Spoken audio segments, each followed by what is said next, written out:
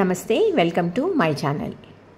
ముందుగా సిబిఎన్ గారికి, పవన్ కళ్యాణ్ గారికి నా హృదయపూర్వక శుభాకాంక్షలు.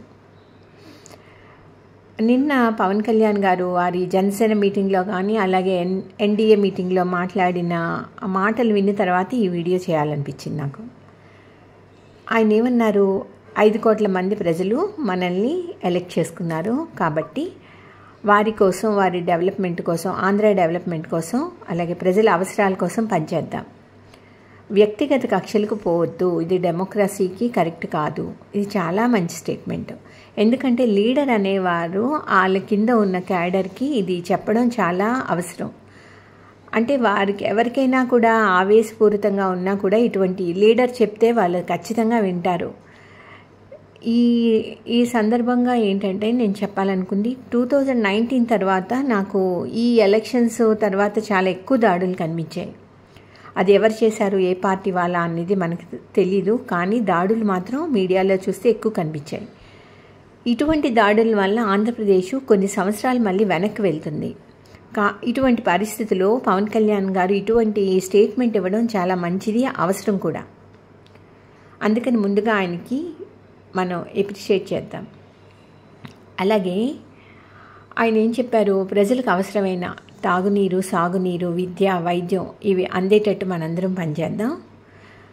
ప్రతిరోజు కూడా మనం టైం వేస్ట్ చేయకన్నా, ఈ 5 సంవత్సరాలు మనకు సరిపోదు మనం ఏం చేయాలనుకున్నా, కాబట్టి టైం వేస్ట్ చేయకన్నా ఆ ప్రజల కోసం ఆలోచించి నిర్ణయాలు తీసుకుందాం.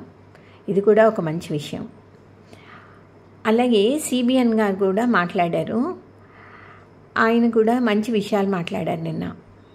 ఆయన ఏమన్నారంటే, ఆయన వలన సాధారణ ప్రజానీకానికి ఎటువంటి అసౌకర్యం కలగకూడదు.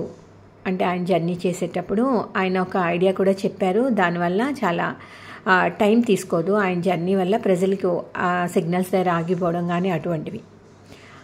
అలాగే ఇంకొక మంచి మాట కూడా చెప్పారు ఆయన. ఏంటంటే, నేను ముఖ్యమంత్రిని కాదు, మీలాంటి సాధారణమైన వ్యక్తిని, మీతోనే ఉంటాను. నాకు నేను ఏమీ స్పెషల్గా ఫీల్ అవను, మీకు కావాల్సినవన్నీ చేయడానికే మేము ఉన్నాం ఇక్కడ అన్నట్టుగా అర్థం వచ్చేటట్టు మాట్లాడారు. అది కూడా చాలా మంచి విషయం, మనందరం కూడా అప్రిషియేట్ చేయాలి. అయితే సిబిఎన్ గారు మన పవన్ కళ్యాణ్ గారి లాగా ఒక స్ట్రాంగ్ స్టేట్మెంట్ అయితే ఇవ్వాల్సి ఉండేది అనిపించింది నాకు, కింద ఉన్న క్యాడర్కి. ఇటువంటి వ్యక్తిగత కక్షలను ఖండిస్తున్నాను, మీరెవరు కూడా వెళ్ళవద్దు అని. అంటే వాళ్ళు రెచ్చగొడితే మీరు రెచ్చిపోవద్దు అనేది కరెక్ట్ కాదండి. ఎందుకంటే అది వీళ్ళు కూడా చేస్తున్నారు, వాళ్ళు కూడా చేస్తున్నారు. అందులో ఎవరు రెచ్చగొట్టడం కాదు. క్యాడర్కి ఇది చెప్పు ఉండాల్సింది, వ్యక్తిగత కక్షలకు పోవద్దు అని. అలాగే ఆయన పదే పదే చెప్పేది ఏంటంటే, 14 సంవత్సరాలు చీఫ్ మినిస్టర్, 15 సంవత్సరాలు ప్రతిపక్షం అని. అది చాలాసార్లు చెప్పున్నారు. దానివల్ల ఆయన గుర్తు చేస్తున్నారు 15 సంవత్సరాలు ప్రతిపక్షంలో ఉన్నాను అని. అంటే ఆయన కూడా తప్పులు చేశాను అన్నట్టుగా చెప్తున్నారు. అది ఆయన ఆలోచించుకోవాలి, ఇన్నిసార్లు చెప్పాలా వద్దా అనేది. అలాగే ఆయన ఇచ్చిన ఒక స్టేట్మెంట్ నాకు అస్సలు నచ్చలేదు. అదేంటంటే, ఆంధ్రప్రదేశ్ శిథిలావస్థలో ఉంది అని. అది చాలా తప్పుడు స్టేట్మెంట్ అండి. ఆంధ్రప్రదేశ్ చక్కగా ఉంది, ఒక మంచి రాష్ట్రం మంది. లీడర్స్ వస్తారు, వెళ్తారు, పార్టీలు మారుతూనే ఉంటాయి. దానివల్ల ఆంధ్రాకి ఎప్పటికీ శిథిలావస్థ పరిస్థితికి చేరుకునే పరిస్థితి అయితే ఉండదు. అది తప్పుడుగా స్టేట్మెంట్గా అనిపించింది నాకు. మరొకసారి సిబిఎన్ గారికి, పవన్ కళ్యాణ్ గారికి నా హృదయపూర్వక శుభాకాంక్షలు.